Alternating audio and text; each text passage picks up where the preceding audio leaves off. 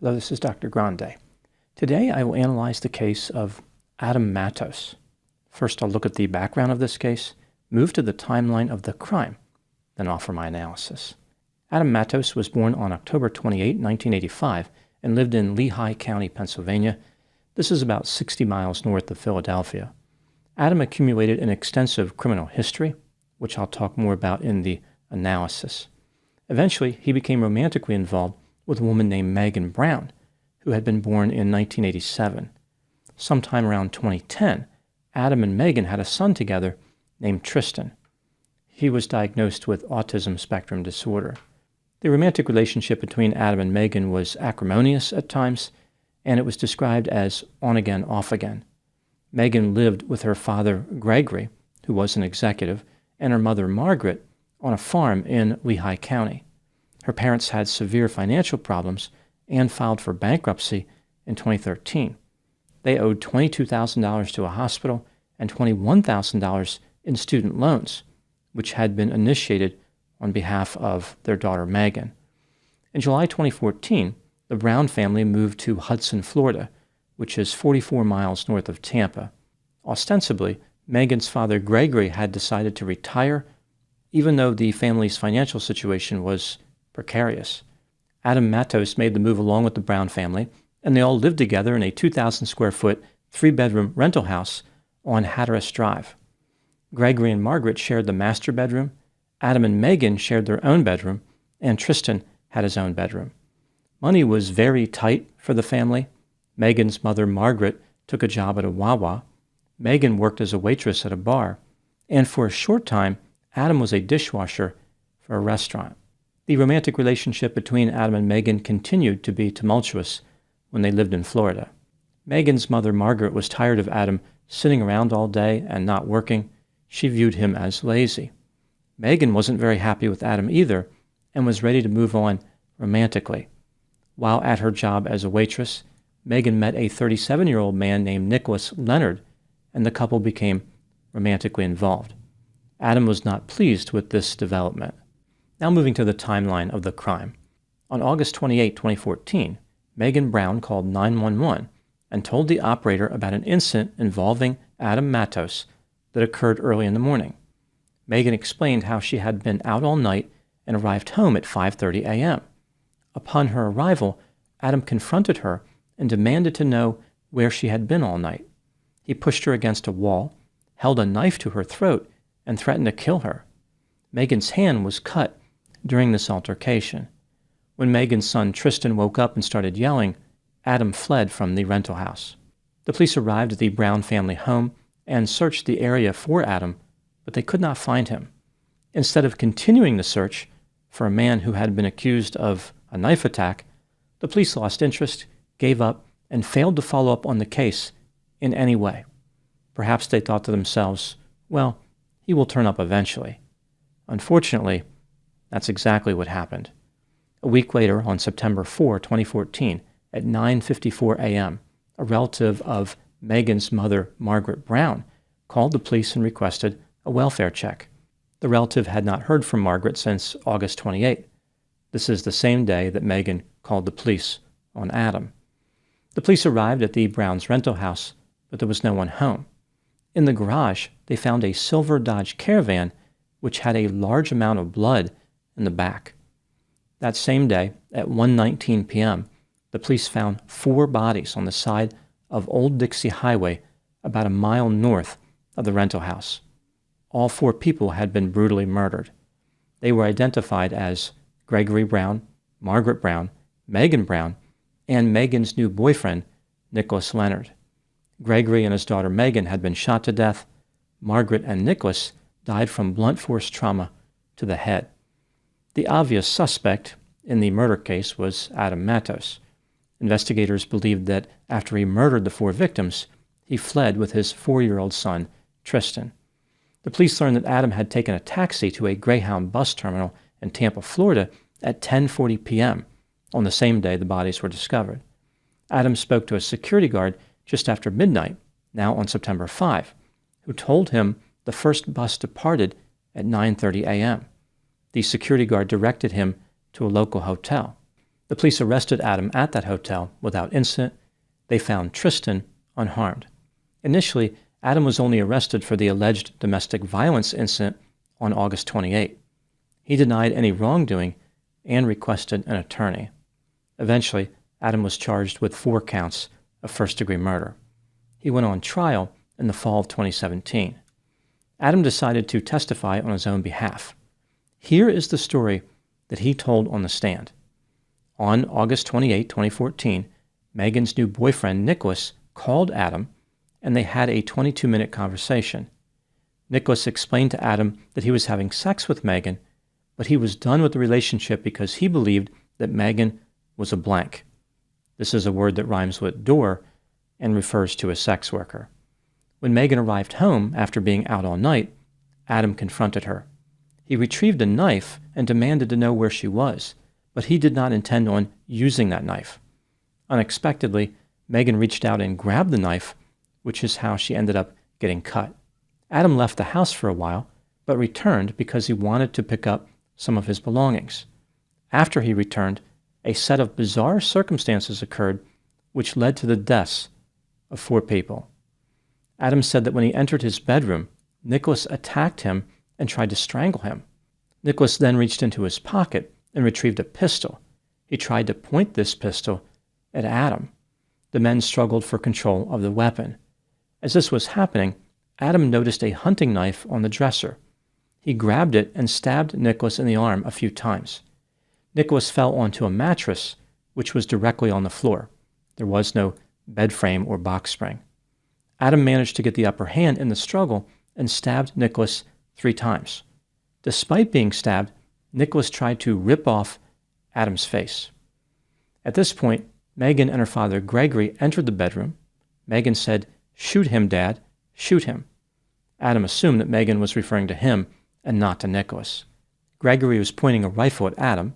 He tried to fire it twice, but both times the weapon misfired. Nicholas was getting weaker because he was bleeding from being stabbed. This allowed Adam to rip the pistol away from him. As he was doing this, the gun fired once into a wall. Once Adam had control of the pistol, he fired a second time toward Nicholas, but missed. Gregory and Megan retreated to the master bedroom. Adam knew that in the closet in the master bedroom there were more guns, so he chased them into the master bedroom. When he entered, he could see Gregory in the closet. Gregory was holding a rifle. Adam shot Gregory in the back. Gregory turned around after being hit, and Adam shot him again, this time in the chest. In Adam's peripheral vision, he could see Megan. He thought that she had a weapon in her hand, so he fired the pistol. Adam claimed that the bullet ricocheted off a metal wall and struck Megan in the head. Upon examining Megan, who was now dead, Adam realized that she had a cell phone in her hand and not a weapon. He regretted his decision to fire the pistol. All these events left Adam lost, hurt, in shock, out of his mind, and paranoid. He believed everyone was trying to kill him. In a rage, Adam retrieved a hammer, went back to his bedroom, and beat Nicholas a lot of times. After this, Adam checked on his son Tristan, gave him a hug, and told him everything was going to be okay. At about 11:30 p.m., Margaret returned to the house after working her shift at Wawa. Worried that Margaret was trying to kill him, Adam beat her to death with a hammer. Later, he realized that Margaret was not trying to kill him. Adam disposed of the bodies using the family's Dodge Caravan and fled. He took his son with him because he was afraid the police would kill Tristan. Essentially, Adam was claiming self-defense for the killing of Nicholas and Gregory. The trauma of being attacked left Adam paranoid, which caused him to kill Megan and Margaret. On November 16, 2017, Adam Matos was found guilty of 4 counts of first-degree murder. He was sentenced to life in prison, which in the state of Florida does not allow for the possibility of parole. Now moving to my analysis. Here are my thoughts on a few areas that stood out to me in this case. Item number 1. There is no doubt regarding Adam's guilt. He was guilty of 4 counts of first-degree murder. He pretty much confessed to murdering Megan and Margaret, and his self-defense claim involving Nicholas and Gregory was just about impossible to believe. There are many reasons to believe that Adam was lying. For example, there just happened to be a hunting knife on a dresser in his bedroom when it had never been there before. Gregory misfired his weapon twice, and Adam never called for help. Item number 2, some people have argued that Adam's behavior came out of nowhere, like this was a gentle, calm, and peaceful individual who just exploded. How could somebody predict something like this? There were absolutely no warning signs. There was no reason to believe that Adam would have attacked a romantic rival. In reality, nothing could be further from the truth. Adam actually had a long history of antisocial behavior, including criminal activity. From 1999 to 2010, Adam was charged with at least 11 criminal offenses, including burglary, DUI, trespassing, retail theft, auto theft, marijuana possession, and simple assault. During one incident in 2007, he was accused of breaking into an apartment of a former girlfriend. When the woman returned home accompanied by a male friend, Adam attacked the male friend. That sounds a lot like what happened with Megan and Nicholas, except, of course, Adam escalated to lethal means. Item number 3, what do I think happened in this case? This is just a theory, my opinion. Adam Matos was self-centered, impulsive, irresponsible, lazy, parasitic, erratic, jealous, antisocial, violent, had a fear of abandonment, and was exceedingly creepy. Megan's parents eventually realized that Adam was bad news, but initially they liked him. It seems as though they had their own problems to worry about and were not really paying attention to Adam. In Pennsylvania, they ran a kennel, but lost their license for hiring a man with an animal cruelty conviction. When they moved to Florida, they immediately started breeding dogs.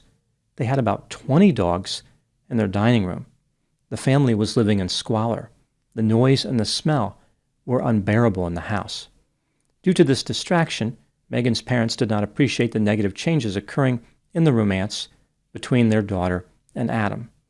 On August 28, 2014, Megan's new boyfriend Nicholas had a conversation with Adam. Despite what Adam claimed on the stand, Nicholas probably told him to stay away from Megan. This led to Adam confronting Megan with a knife. Hours after this, Adam returned to the rental house, confronted Nicholas, and stabbed him. In an effort to stop the attack, Gregory ran into his closet to retrieve a rifle, but Adam shot him before Gregory could engage. Adam shot Megan in the head and later beat Margaret to death. After the homicides, Adam really didn't have any type of plan. That same day, he put ads on Craigslist and sold several of the dogs for very low prices. He used Margaret's debit card to buy pizza on September 1 and on September 2. Adam simply remained in the house with his son. That's where Adam was when the police arrived for the welfare check on September 4, but Adam managed to sneak out of the back of the house and escape without being detected. After his arrest, Adam knew that he was going to be found guilty of the murders. He testified in the hope that he could muddy the waters enough to avoid the death penalty. In that respect, he was successful. Now moving to my final thoughts. I have covered many cases where a new lover gets between a man and the man's former girlfriend without knowing the history of the relationship. In this case, Nicholas did not understand how dangerous Adam could be. It's not clear if Nicholas was ever told about all the warning signs, like how Adam allegedly attacked another man in a jealous rage. The early stages of romance can be very exciting and empowering. Nicholas may have felt like he had the strength and the energy to intimidate Adam. He was going to be a knight in shining armor, riding in on a horse to save the day. Nicholas may have been energized, but Adam was enraged. The intensity of his rage did not have boundaries. Adam was willing to kill 4 people to get revenge. I imagine that if he had to kill 40 people or 400 people, it would have been equally as acceptable from his distorted perspective. Those are my thoughts on the case of Adam Matos. Thank you so much for watching. I'll talk to you soon.